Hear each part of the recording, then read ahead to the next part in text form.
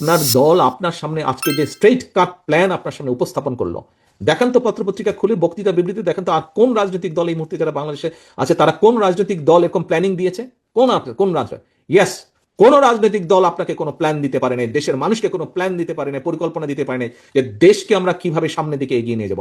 একমাত্র বিএনপি আপনার দল দিয়েছে।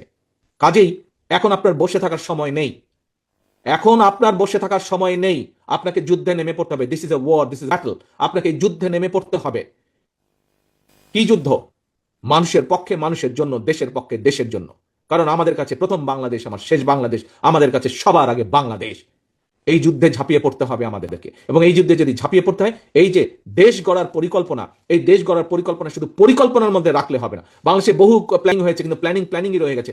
আমরা আমাদের প্ল্যানিংকে বাস্তবায়ন করতে চাই।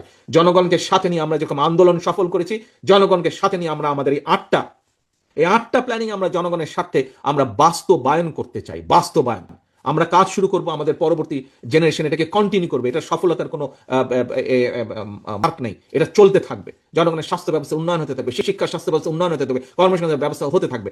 কাজ আমরা শুরু করব। কাজে আসুন, এই কাজ যদি শুরু করা হয়, জনগণকে সাথে নিয়ে শুরু করতে হবে, জনগণকে কনভিন্স করতে হবে, জনগণকে বোঝাতে হবে, দেখাতে হবে।